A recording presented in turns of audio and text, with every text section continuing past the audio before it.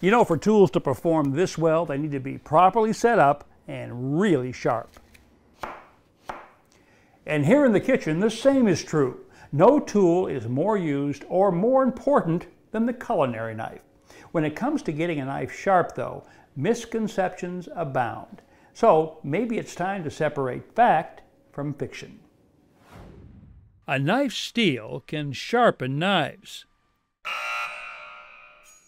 You got it. A knife steel is used to straighten rather than sharpen an edge. Let me show you what I mean. I'm using this piece of foil to represent a knife edge.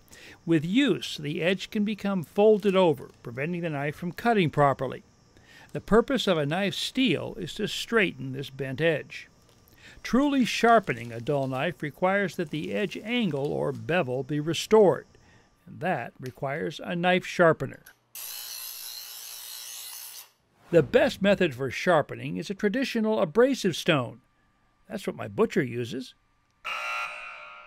Now, a sharpening stone will reshape a knife edge. However, using it properly requires that the knife be held at a consistent angle as it's passed over the surface, something that's very difficult to do without considerable practice. A better method is to use a sharpener with a built-in guide that will hold the blade at precisely the correct angle, from the beginning of the stroke to the end. Electric sharpeners grind away too much metal. It's easy to imagine that an electric sharpener might do this. However, a high-quality electric sharpener using diamond abrasives actually removes less metal than a manual device. That's because a top-end electric sharpener operates at a speed of over 3,500 revolutions per minute. Since the abrasives are moving past the knife edge so much faster than would be possible when sharpening by hand, they can be much finer.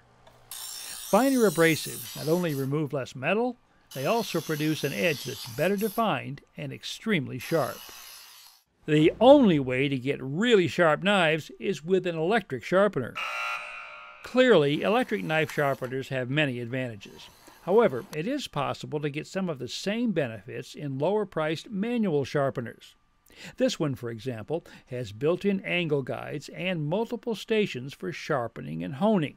Small diamond-coated discs produce a sharp cutting edge quickly without removing excessive metal. When using a manual sharpener like this one, only moderate downward pressure is required. Sharpening an edge and honing an edge are the same thing. Actually, they're two different processes. Good sharpening systems first shape the edge with a coarser abrasive, then polish the edge with finer abrasives in the honing stage. The final stage also introduces a slightly larger angle, resulting in an edge profile that is shaped similar to a Gothic arch. This kind of dual-angle knife edge is stronger and lasts longer. Asian-style knives differ from American or European types. In addition to their different blade shapes, the knives have different edge angles. Asian-style knives are typically made with a 15-degree edge angle, while traditionally, European and American knives have a 20-degree angle.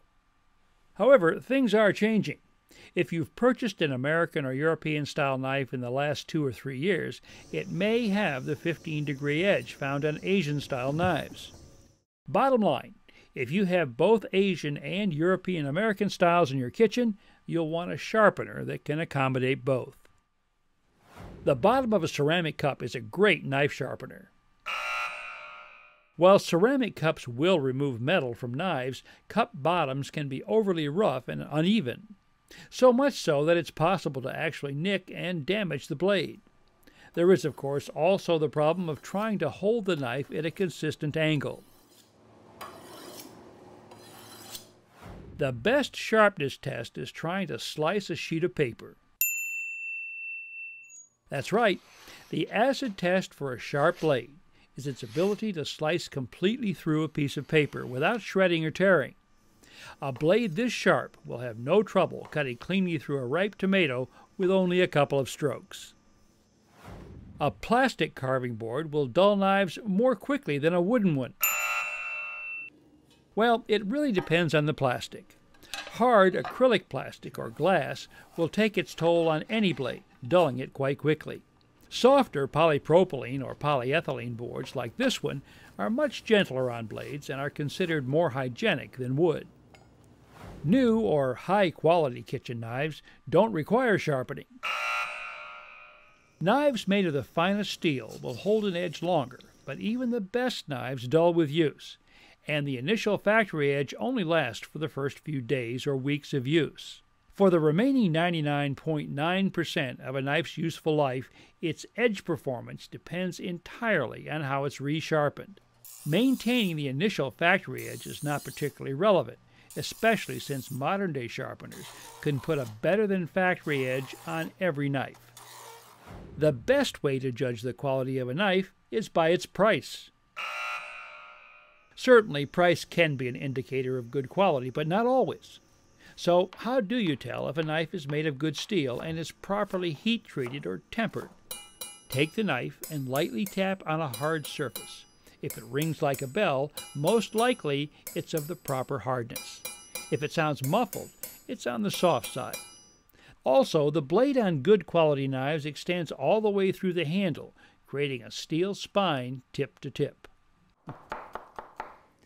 As Ben Franklin said, there was never a good knife made of bad steel. But even a good knife is not of much use unless it's properly sharpened. And that's true.